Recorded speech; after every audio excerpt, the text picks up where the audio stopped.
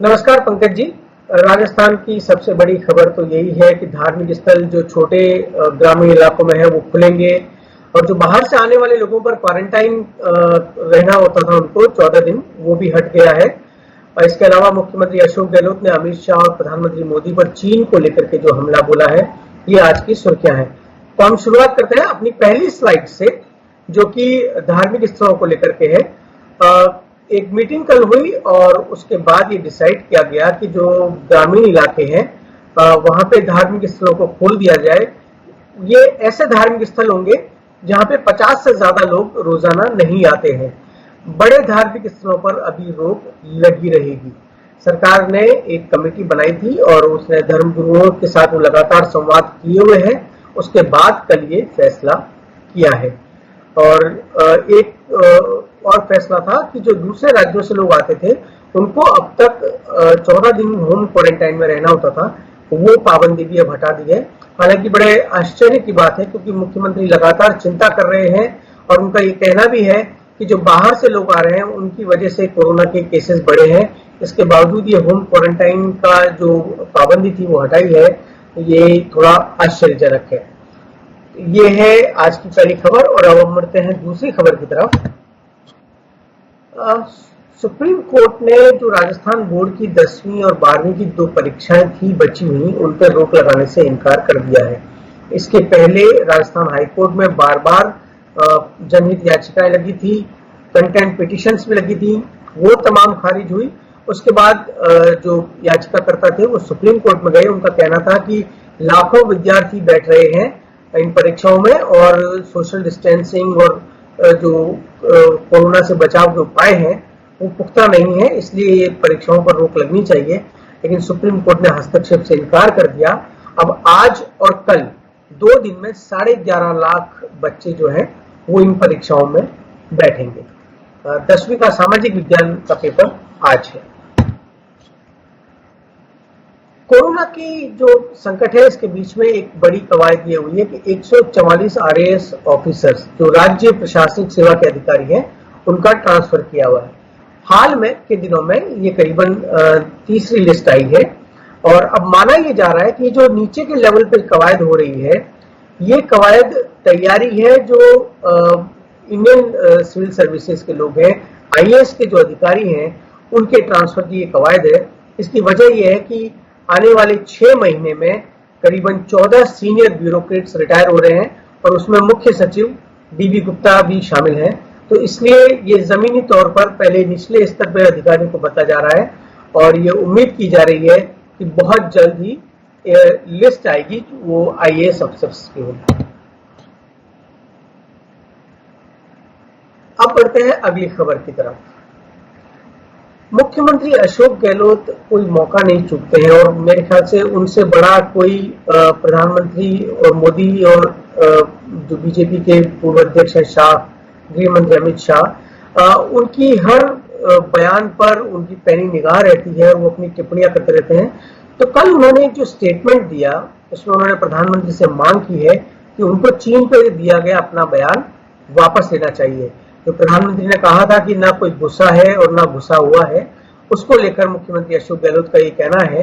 और मुख्यमंत्री ने कहा कि चीन को ये सर्टिफिकेट दे दिया है एक तरह से प्रधानमंत्री से, और चीन पूरी दुनिया में इस सर्टिफिकेट को दिखाता हुआ फिर रहा है कि देखिए हमने तो कहीं कोई कब्जा नहीं किया है, हमने कोई घुसपैठ नहीं की है। तो इसलिए उन्होंने कहा है कि प्रधानमंत्री को अपना ये जो बयान है वो वापस लेना चाहिए।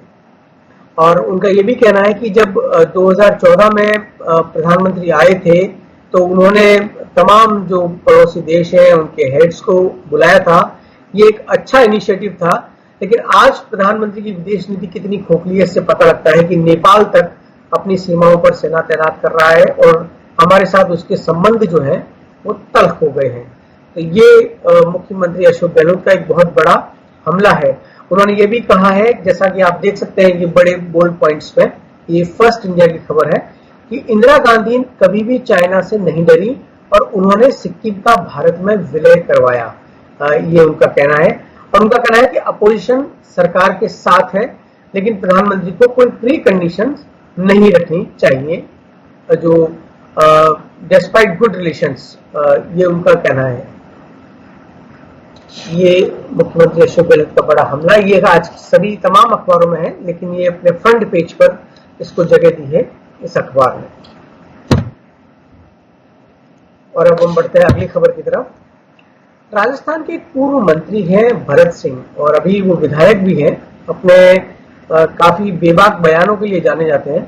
उन्होंने प्रकाश जावड़ेकर जी को चिट्ठी लिखी है, और ये चिट्ठी लिखकर कहा है कि आपने फोन में ये कोरोना की जो रिंगटोन डाली है उस रिंगटोन को हटा दीजिए, क्योंकि इससे बेकार बहुत समय लगता है, और इस रिंगटोन को डालने का जो मकसद था वो अब पूरा हो गया है। लोगों को पता चल गया है कि कोरोना से बचाव कैसे करना चाहिए। मैं इसमें सिर्फ इतना ही कहूंगा कि ये न सिर्फ एक बहुत लंबा समय लगता है आप कनेक्ट करना चाहें, लेकिन ये आपकी जेब पर भी भारी पड़ता है। जिन लोगों ने पैकेज ले रखे हैं कॉल के, उनके लिए तो ये सेकंड्स के हिसाब से आपको ज्यादा पैसा देना ही पड़ता है। दूसरा, ये कई लोगों ने डेटा पैक्स लिए हुए हैं, और उन डेटा में ही आपके ये समय जाता है। वाईफाई कॉल्स ऑटोमेटिकली लग जाती है, तो आपका डेटा भी इसमें, जब कॉल जैसे ही आप देते हैं तो आपका डेटा भी खर्च होता है। तो मेरे ख्याल से ये एक अच्छी मांग है, और ये बहुत से लोग इससे परेशान हैं, क्योंकि काफी समय तक बहुत लंबी ये धुन चलती है। और अब हम आते हैं ये खबर की तरफ कि राजस्थान में जो जैसलमेर और जोधपुर के पत्थर हैं, पिंक पत्थर होता है जोधपुर में और येलो स्टोन होता है जैसलमेर में, इनको ग्लोबल हेरिटेज स्टोन रिसोर्स का स्टेटस मिलने की संभावना है। अभी तक राजस्थान से मकराना का जो मार्बल है उसको ये स्टेटस मिला हुआ है। एक international union of geological sciences है, उसकी एक कमेटी है जियो हेरिटेज पर, और एक उसका सब कमीशन है जिसको हेरिटेज स्टोन सब कमीशन कहते हैं। तो ये HSS जो है ये एफर्ट करता है, ये नेचुरल स्टोन जो है दुनिया भर में उनके बारे में पता करता है, और उसके आधार पर ये उनको GHSR का टैग दिया जाता है। भारत में जो बहुत सी आर्कियोलॉजिकल साइट्स हैं उनमें नेचुरल स्टोन्स का इस्तेमाल किया गया है। जो लोग जैसलमेर गए हैं उन्होंने देखा होगा कि ये जो येलो कलर के स्टोन्स हैं, इनके ऊपर जब सूरज की किरणें पड़ती हैं तो किस तरीके से ये बिल्डिंग्स जो है, जो ये किले और हवेलियां हैं, ये चमकने लगती हैं। इसी तरह जोधपुर का जो पिंक पत्थर है उसकी विशेषता ये है कि ये गर्मी में आपको तमाम गर्मी बाहर रखता है, और सर्दियों में आप भीतर इतनी सर्दी नहीं आती, तापमान को ये मेंटेन करके चलता है। तो ये दोनों पत्थरों को हो सकता है कि जल्दी ही GHSR का टैग मिल जाए। और अब हम चलते हैं हमारे संवाददाता राम स्वरूप के पास, जो कि आज जो कांग्रेस का धरना हो रहा है पूरे देश में, तो राजस्थान पर भी ये धरना हो रहा है तमाम जिला मुख्यालयों पर पेट्रोल और डीजल की बढ़ती हुई कीमतों के खिलाफ। और राम स्वरूप जयपुर में धरना स्थल पर मौजूद है। राम स्वरूप, बताइए कौन कौन इस धरने में आने वाला है और अभी तक कौन कौन पहुंच चुका है? देखिए, अभी धरना स्थल पर अंतिम तैयारियां चल रही है, और जहां तक आने की बात है तो मुख्यमंत्री अशोक गहलोत के भी आने के समाचार है, और चीफ जो डिप्टी CM है सचिन पायलट वो भी आएंगे। प्रदेश के जो तमाम मंत्री हैं उनमें अधिकतर मंत्रियों को यहाँ पर मौजूद रहेंगे, ये बात बताई गई है। और जहां तक ये बात करें तो ये कह सकते हैं कि पिछले कई दिनों से जब कांग्रेस न केवल राजस्थान में बल्कि पूरे देश में महंगाई, जो डीजल और पेट्रोल के दाम लगातार बढ़ रहे हैं, इसको लेकर के काफी केंद्र सरकार के खिलाफ लगातार घेराव किया जा रहा है। इसी का एक जरिया है कि पूरे देश में एक साथ राष्ट्रव्यापी प्रदर्शन यहाँ पर किया जाएगा। करीब 1.5 घंटे तक यहाँ पर धरना दिया जाएगा, न केवल जयपुर में बल्कि राजस्थान के तमाम जिला मुख्यालय है वहां सभी पर धरना दिया जा रहा है। हालांकि थोड़ा जयपुर के कार्यक्रम में मामूली परिवर्तन किया गया है। शुरू में ये प्रदर्शन जो है वो जिला कलेक्ट्रेट में होना था, लेकिन उसको थोड़ा सा परिवर्तन करके जो यूथ कांग्रेस का कार्यालय है वहां पर इसे किया जा रहा है। थोड़ी देर बाद ही यहाँ पर मुख्यमंत्री अशोक गहलोत आएंगे और तमाम जो मंत्री है वो यहाँ पर आएंगे। राम स्वरूप, ये धरना दिन भर चलेगा या कुछ घंटे के लिए ही है?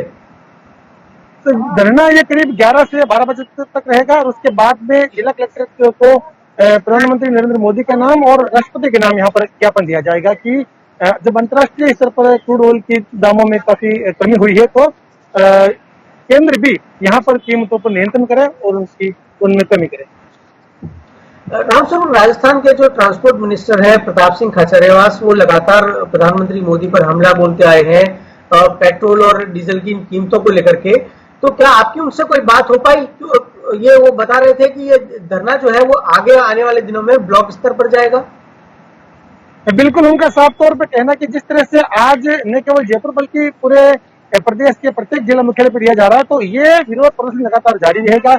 न केवल कांग्रेस बल्कि जो यूथ कांग्रेस है, उनके कार्यकर्ताओं ने बीती रात को एक बड़ा जो है विरोध प्रदर्शन किया था जयपुर में और बाकी जिला स्तर पर भी, और वहां पर बैलगाड़ी पर जो है वाहनों को रख करके एक रैली टाइप निकाली गई, थोड़ी मामूली, हालांकि ज्यादा लोगों की परमिशन नहीं है, ऐसे में कुछ लोगों के द्वारा इस तरह का प्रदर्शन किया गया। रामस्वरूप, एक आखिरी सवाल आपसे यह है कि आप बता रहे थे कि आपकी कुछ पेट्रोलियम डीलर्स एसोसिएशन वालों से बात हुई है।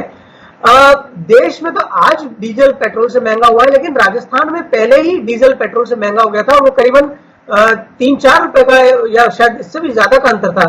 क्या उन्होंने इसकी क्या वजह बताई थी? देखिए, पेट्रोल डीलर एसोसिएशन के जो अध्यक्ष हैं सुमित बघेल, उनसे हमारी बात हुई थी। उनका कहना है कि ये वेट का चक्कर है, यानी कि जो वेट दोनों पर अलग अलग लगता है, इसी वजह से कीमतों में जो है काफी अंतर है। यहाँ पर वेट जो है एक पे तो 10% है, एक पे 28% है, तो ये जो डिफरेंस है इसकी वजह से ही कीमतों में बड़ा अंतर है बाकी राज्यों में और राजस्थान में।